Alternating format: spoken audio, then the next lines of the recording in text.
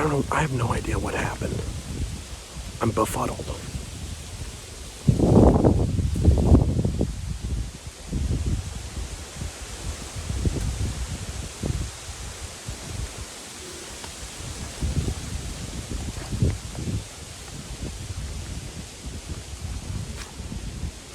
No clue at all.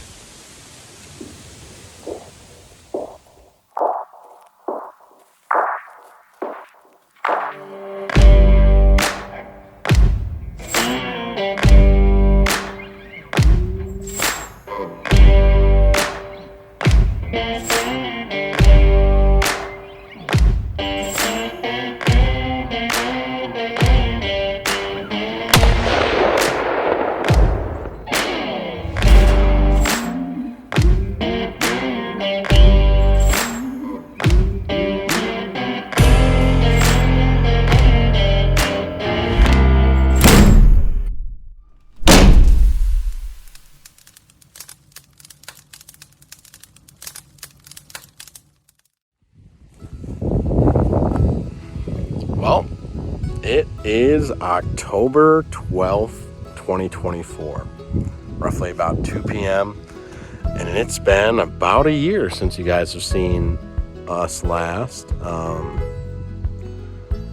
With the 2023 gun deer season, we just didn't see much. And unfortunately, you can only make so many videos of you not shooting something. So we didn't end up getting enough film of anything too exciting to make a video out of. And then the next thing was ice fishing, and as most of you will know, this last winter was just an unseasonably warm winter, and I think we were able to get out about a half dozen times, and when we were, it was just unfavorable weather for the cameras, so we just didn't even bother to try to make a video, and we just tried to enjoy the handful of times we were able to get out.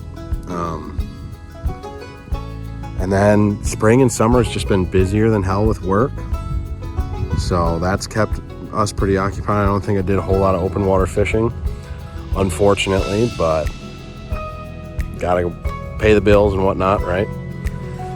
And then earlier this fall, my dad and Skylar drew bear tags, so they went up north near Cable, Wisconsin, and ended up shooting.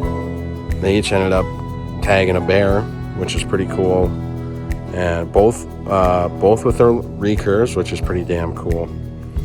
But other than that, there hasn't been a whole lot. I don't think my dad or Skylar's been out in the stand much at all for bow season here. So this will pretty much be our collective first rip. But yeah, we got an east wind out here. I'm back out at the cabin. We're gonna go see if we can't get us a doe. A doe would be nice. I don't know what I'm looking for in a buck yet. I think I'll just have to see one and then I'll make a decision. But a doe, the freezer's running pretty damn low, so a doe would be nice. But yeah, so let's get out there and I'll see you guys up in the stand.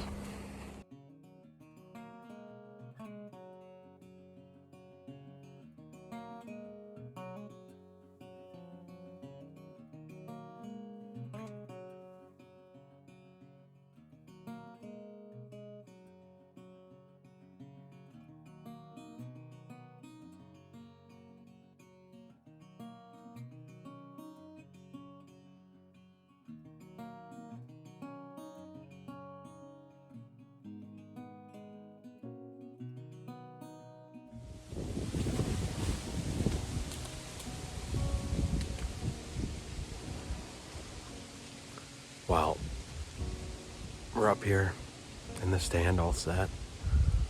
Got the cameras set up. Bow is ready to go. Everything's good to go.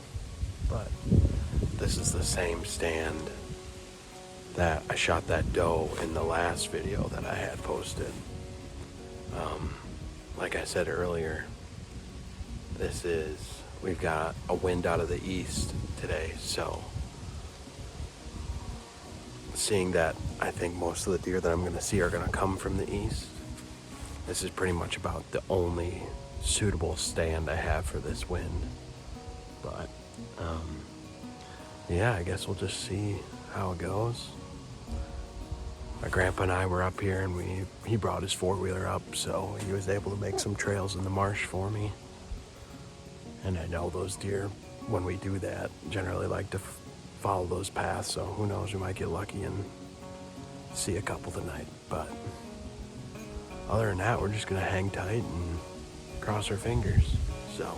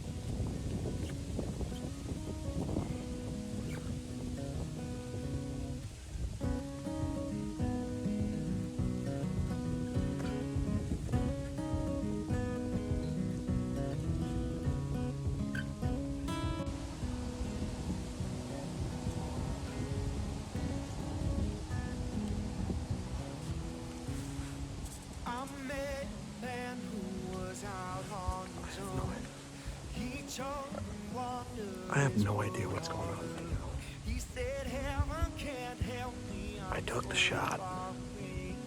From what I thought I saw, I thought it was far back. I did not adjust for wind like I should have. And of course I wasn't paying attention. It was a bad shot, I think. But she didn't run off. She ran like 20 yards and fucking stopped.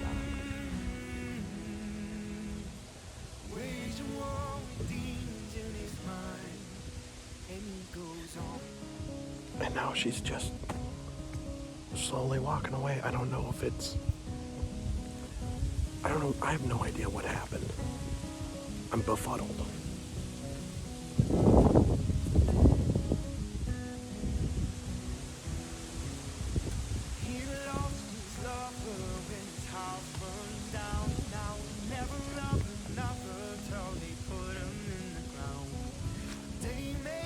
No clue at all. They could never take away the love he's known.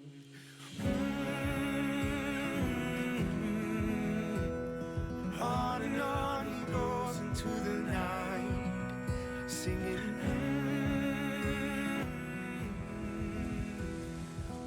Well,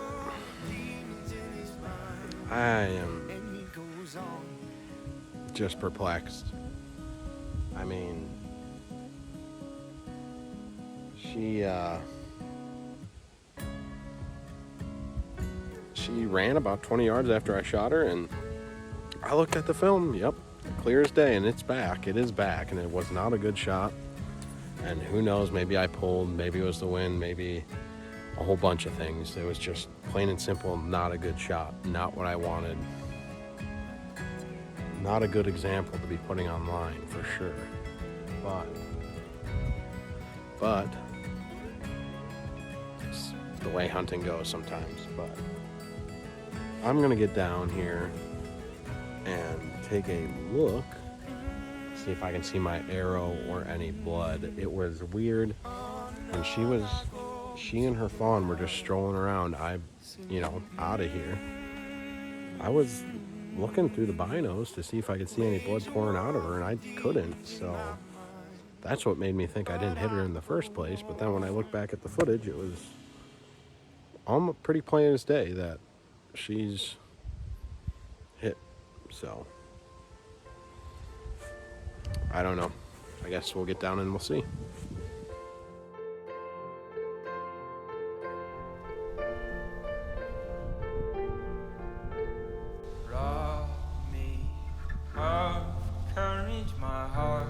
Natural ghost.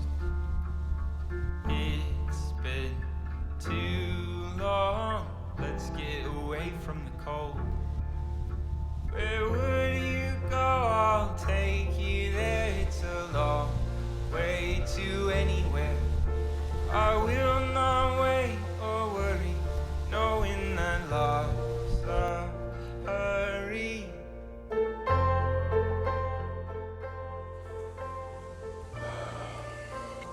Well, I got down and found my arrow. Was a pass-through, but there's no blood, and it's just a slimy and stinky mess. So it's pretty obvious at this point it was. If the film didn't confirm it, the way the arrow looks does. So it was a far back hit, and so I think my best option right now is to get the hell out of this area for the next couple hours. Let her be. I gotta look at the forecast. It could rain here later tonight. So I don't know. That's not good. But also, I don't want to bump her in, the next 2, 3, 4 hours and then have her go a mile away and then never be able to find her. So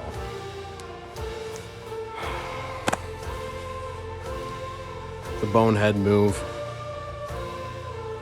but yeah, I don't even know what to say. It's pretty pitiful. Not how you want your first hunt to go of the year. That's for damn sure.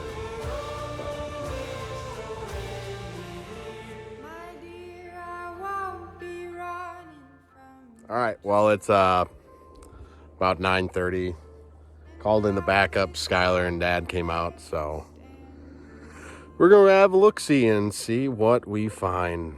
Hopefully she's no more than about 100 yards from where we last saw her. She just curled up and died, but who knows with a gut shot like that. But let's get out there and take a look.